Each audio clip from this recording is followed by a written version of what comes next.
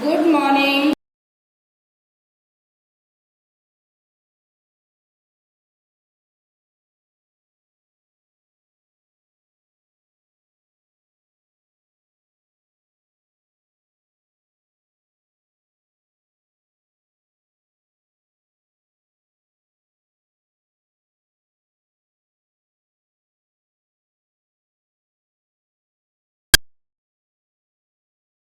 इसे हम रंगों का त्योहार भी कहते हैं।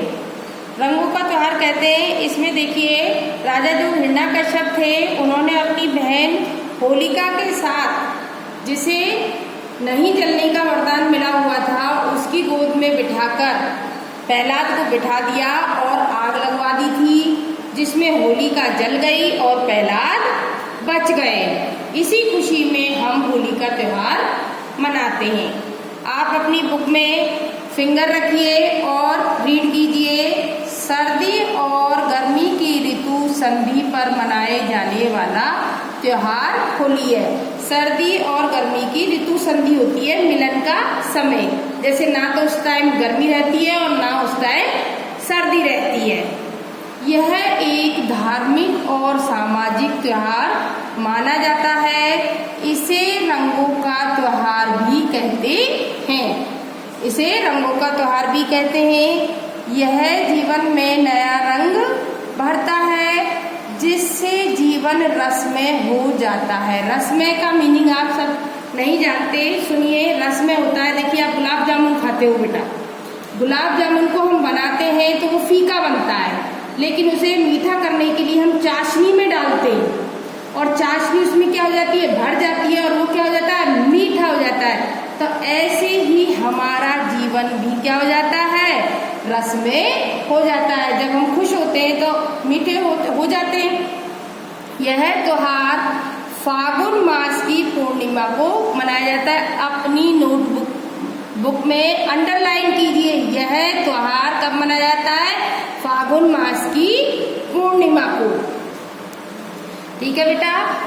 होली क्या है, दो ऋतुओं के संधि पर मनाई जाती है। उस टाइम पर ना गर्मी होती है और ना सर्दी होती है। इसे हम रंगों का त्योहार कहते हैं। और यह एक धार्मिक त्योहार भी है। हमारी धार्मिक भावनाएं भी जुड़ी हुई हैं। देखिए, इसमें हम पूजा करते हैं। एक दिन होलिका की, एक दिन पहले पूजा करते हैं, दूसरे दिन खुशी से हम रंगों से होली खेलते हैं। सामाजिक त्योहार इसलिए कहा जाता है कि इस दिन लोग अपना आपसी भेदभाव भुलाकर एक दूसरे से गले मिलकर इस त्योहार को मनाते हैं। यह त्योहार फागुन मास की पूर्णिमा को मनाया जाता है। आ गया आपको समझ में? आगे देखिए, कहा जाता है कि राजा हिरण्यकश्यप में इतना अहंकार था कि वह लोगों से अपनी पूजा करवाना चाहता था। अहंकार का मतलब होता है घमंड। उसने कई बार अपने पुत्र प्रहलाद को मारने की कोशिश की, परंतु उसे कुछ नहीं हुआ। राजा की एक बहन थी होलिका, उसके पास अग्निरोधक एक शॉल थी। अग्निरोधक शॉल का मतलब है बेटा, जिस कपड़े में आग नहीं लगती उसको अग्निरोधक कहते हैं। जिसे ओढ़कर अगर वह आग में बैठ जाती तब भी आग उसके शरीर को जला नहीं सकती थी।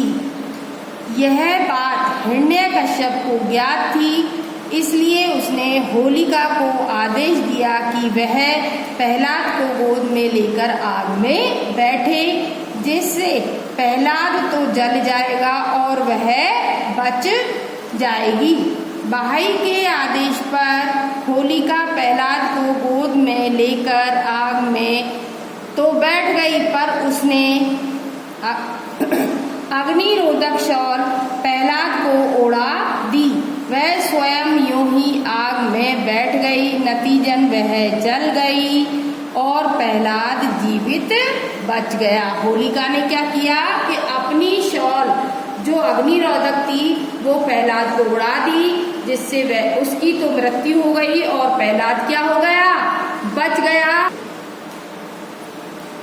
बेटा देखिए, मैंने आपको यहाँ से यहाँ तक पढ़ाया है। में देखो एक लाइन आई है, प्रहलाद को गोद में लेकर आग में बैठ तो गई पर उसने अग्निरोधक शॉल प्रहलाद को उड़ा दी और वह स्वयं ही आग में बैठ गई। ऐसा नहीं है, ये किताब में गलत छप गया है। इसमें देखो प्रहलाद क्या थे, ईश्वर के भक्त थे, और जो बच्चे सच्चे मन से भगवान की पूजा करते हैं, उनकी भक्ति करते हैं, तो भगवान उन्हें कभी भी कोई कष्ट या कोई दुख नहीं पहुंचाता। उसने प्रहलाद को कोई भी शॉल नहीं उड़ाई थी, पर भगवान के आशीर्वाद के अनुसार ही प्रहलाद बच गया और होलिका क्या हुआ, जल गई। ये किताब में गलत छप गया है, आप ऐसा ना सीखें। अब देखिए पाठ आपको मैंने यहाँ से यहाँ तक पढ़ा दिया है। आपको सभी को कहानी मालूम है, राजा हिरण्यकश्यप की बहन थी होलिका, और हिरण्यकश्यप के आदेश अनुसार वह आग में बैठ गई। आग में बैठने पर भक्त प्रहलाद जो भगवान के परम भक्त थे, भगवान बच्चों से बहुत प्यार करते हैं, इसलिए भगवान ने उसको कोई कष्ट नहीं दिया, और भगवान ने क्या किया, होलिका को तो जला दिया और प्रहलाद को बचा लिया। ठीक है, अब आप ये समझ ही चुके होंगे पूरा चैप्टर। आपको इसमें से कुछ शब्द जो आपको कठिन लगते हैं, जैसे देखिए सामाजिक शब्द अंडरलाइन कीजिए, ऋतु संधि अंडरलाइन कीजिए, फाल्गुन अंडरलाइन कीजिए, त्योहार, पूर्णिमा, हिरण्यकश्यप, अहंकार, अग्निरोधक,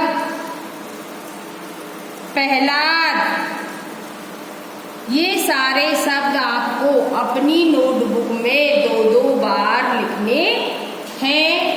आगे का पाठ मैं आपको अगली क्लास में पढ़ाऊंगी।